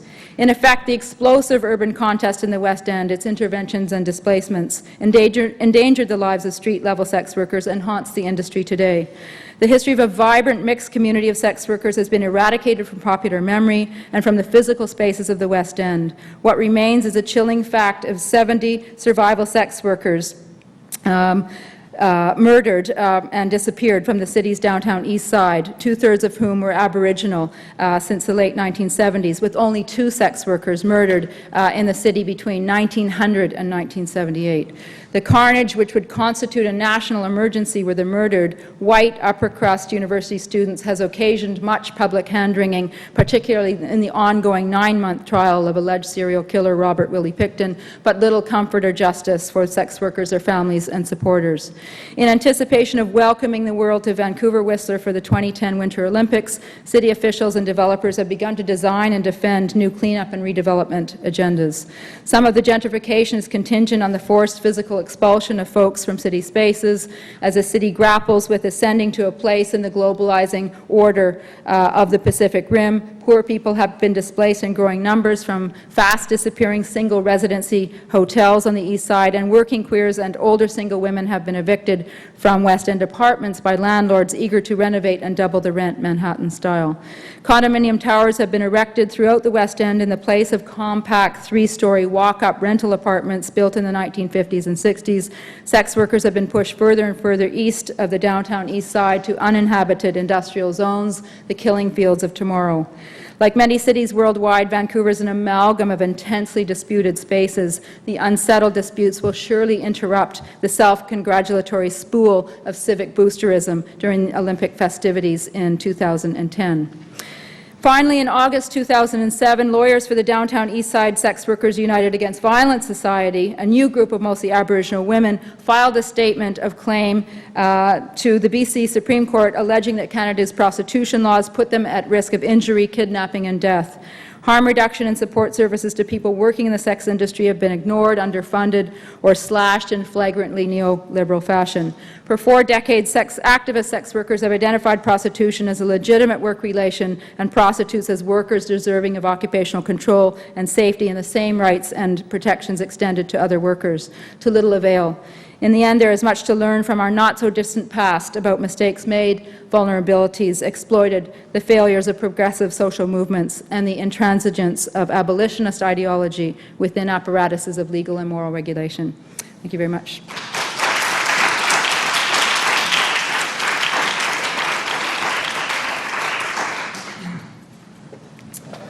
Thank you, Becky Ross. Our 5th panelist is Dorothy Sue Cobble, who teaches in the Department of Labor and Employment Relations in the School of Management and Labor Relations at Rutgers, the State University of New Jersey.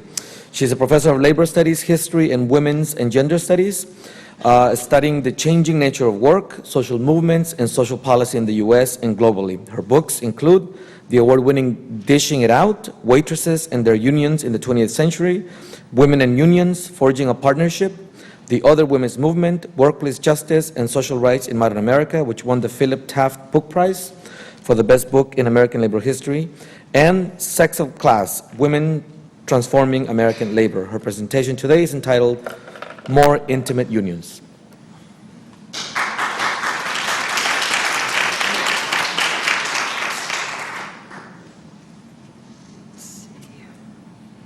This computer remains here, right? Okay, I'll work around it. I just want to add my voice to the chorus praising Eileen and Rissel for bringing us all together, creating such intimacy, and for organizing this very memorable conference on intimate labors. Just wondering if you can do it again next year. Okay. But if you do, will you perhaps not put me last? I've counted, I think there's 35 speakers that came before me. So I really appreciate people being here. And I guess there is one advantage to being at the end, which is that certainly we will have an intimate conversation, having been together for 2 days. So I look forward to this conversation after my presentation, and I'm going to leap into it, so we'll in fact have some time for that. I've been cutting also as I sit there, so hopefully that will help.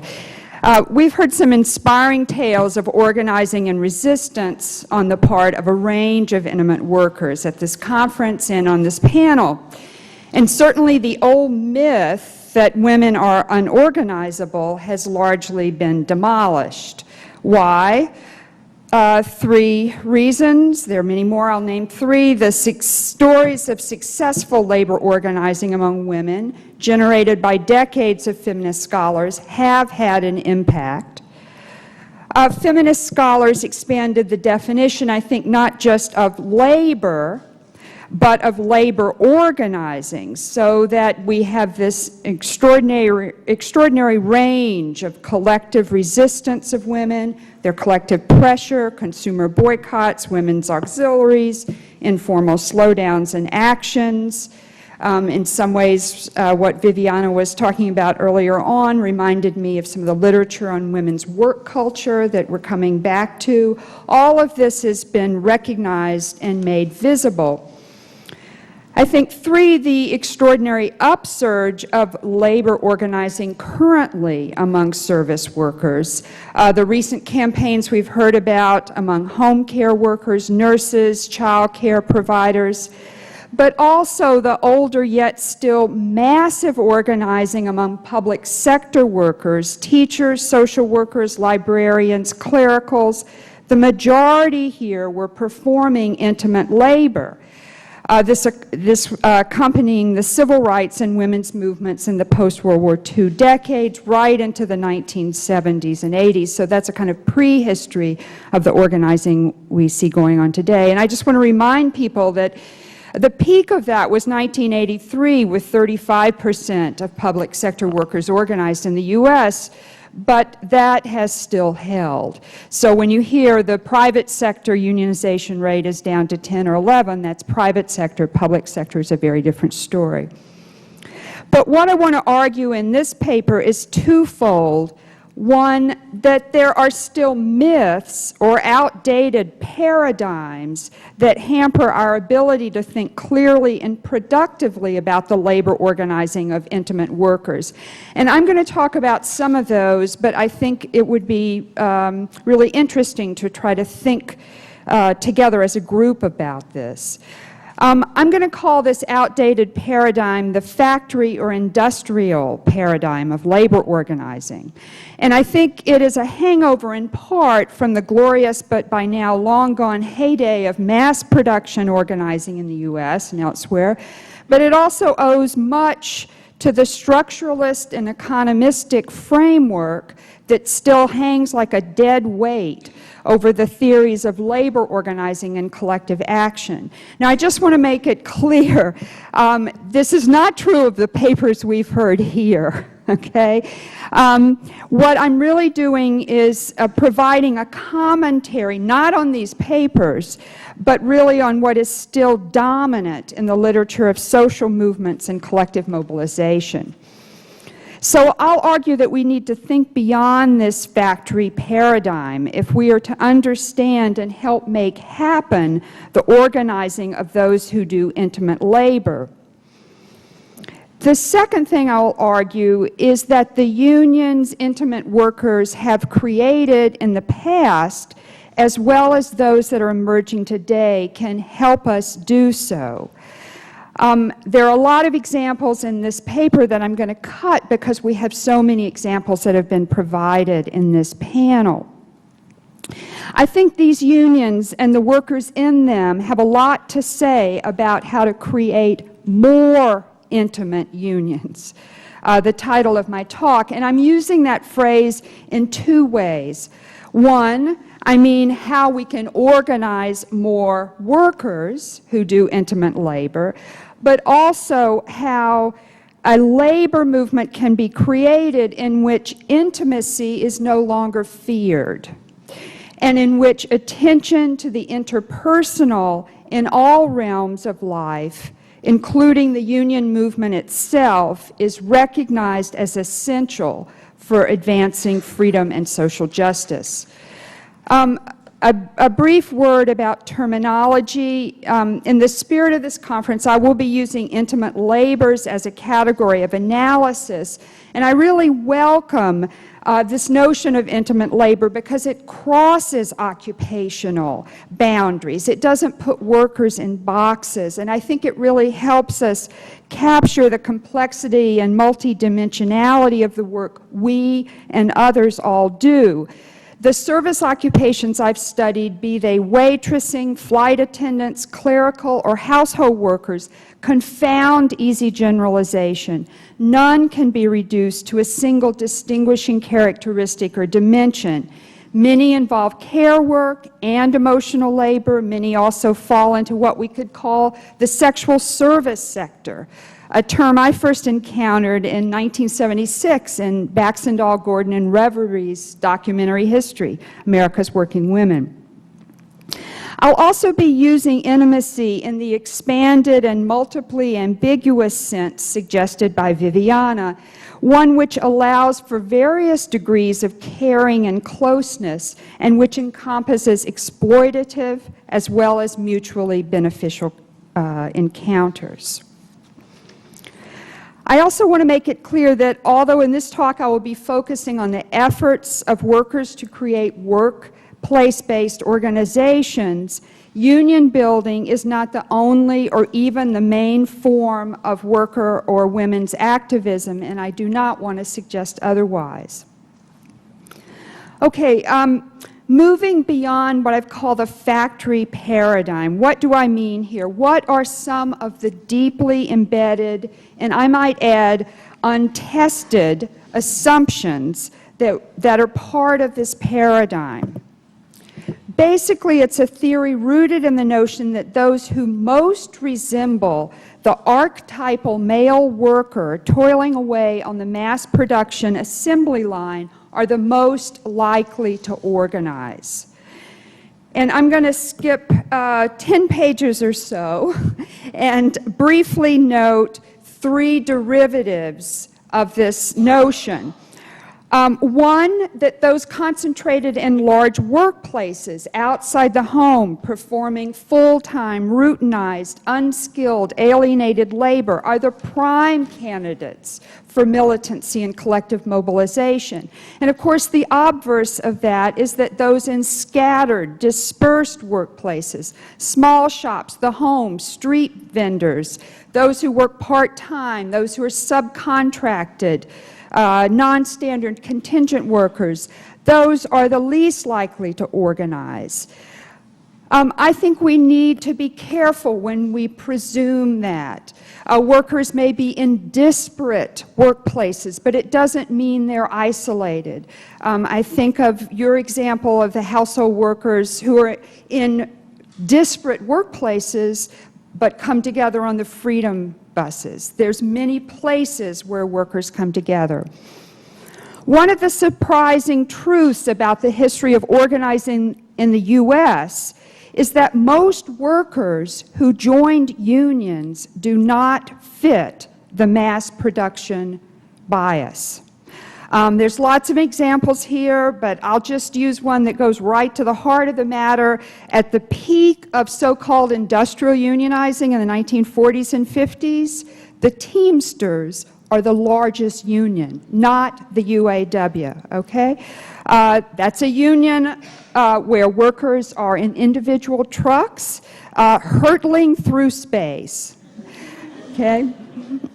Second bias, I think there's still a kind of worry that hovers over the literature that women who do intimate personal labor somehow don't yet have a fully developed consciousness as workers.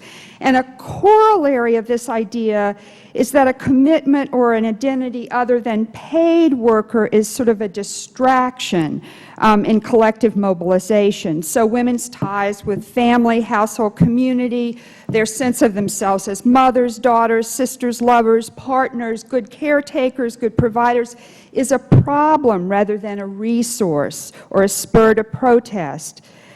Third, that workers' primary interests are economic, and that their primary relationship is the boss-worker dyad. And of course, it's best if that's an impersonal one. Again, the sort of factory model. This doesn't fit many intimate workers. Many don't have bosses. For many, the service encounter, not the boss, the encounter with the boss might be primary. Now, if we look historically, the state and the courts actually replicated this factory bias and did make it, I think, much harder for non-factory workers to organize. And I'm not going to go through that. We've had Evelyn Nakano-Glenn's presentation. Eileen touched on that. But I think what's interesting today is that actually what was an historic factory advantage has almost wholly disappeared. In many ways, it might be easier to organize intimate workers than other workers. And this, of course, flips the factory paradigm on its head. For one, they are not as vulnerable to relocation. So the global spatial politics of labor organizing favor them over factory workers. Two, the bonds intimate workers have with a third party, not the boss, but the client, customer, patient, at times offer an advantage. We might see coalitions where customers come together, or as Khan pointed out, you might see workers using the dependence of the customer to enhance their ability and power to organizing. So in short, it actually shouldn't be surprising to us that today's intimate workers are initiating and winning union campaigns more frequently than any other group of workers. And that's been true since the 1980s, and we've got lots of examples from this conference. Since the 80s, sort of the first large group really with SEIU was janitors.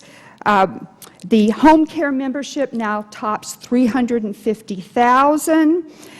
The daycare providers that Ellen talked about, the first breakthrough was a couple of years ago where 50,000 organized in Illinois, but since then 90,000 more have organized. I also thought it was fascinating that in our opening presentation, the woman from CNA pointed out that there's 73,000 members in CNA alone.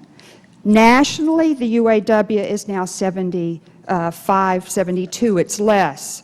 But 17% of nurses are organized nationally, more than many other groups.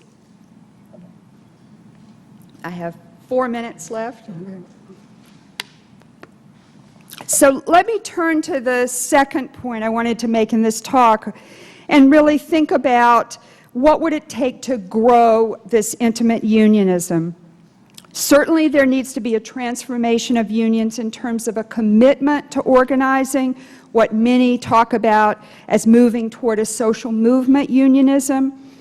But just as important, there needs to be a transformation of union culture and values so that those who service the sexual and emotional needs of others are welcomed and respected.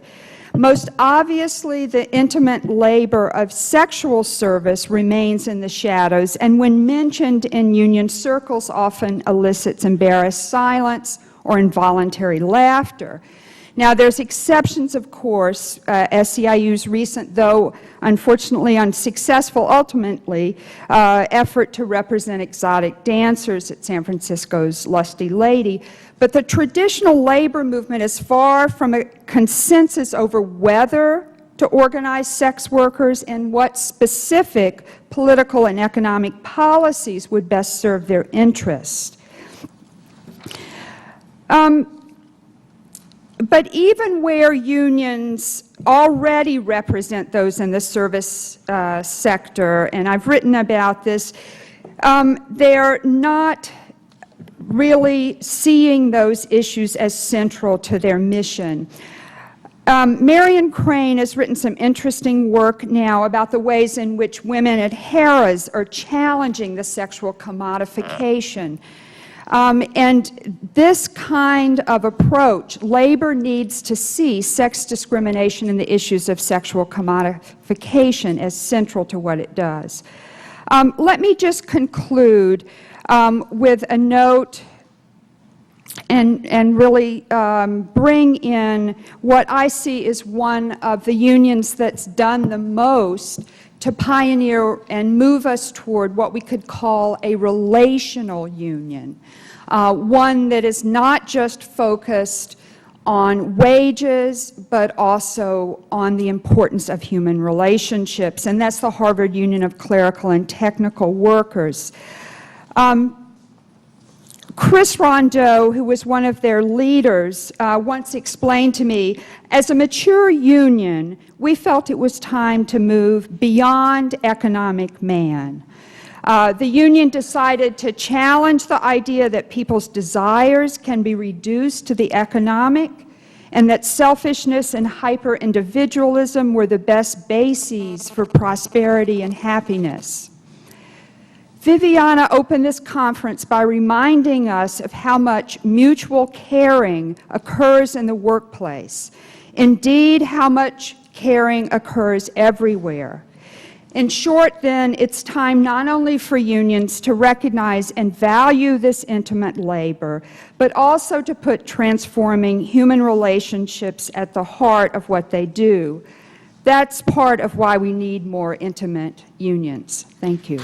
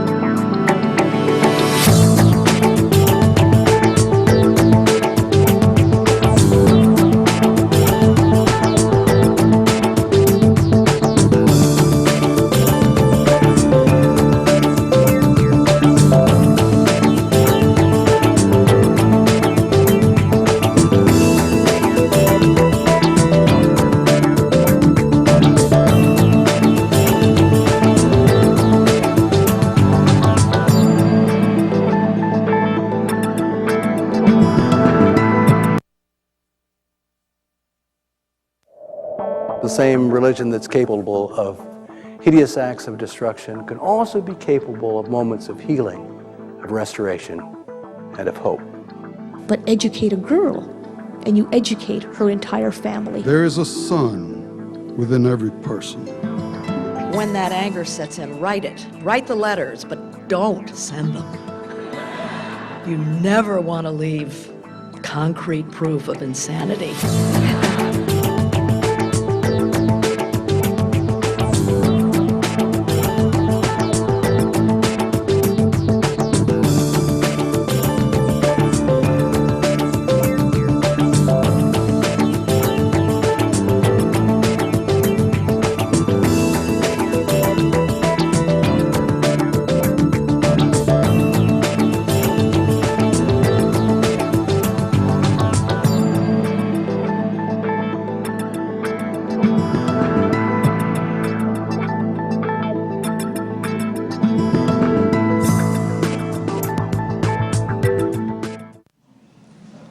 Excellent. It is an amazingly intimate pleasure, I would say that, to be here and to have the honor to be chair of our closing panel, plenary, whatever you may want to call it. My name is Horatio Ramirez. I am in the Department of Chicana and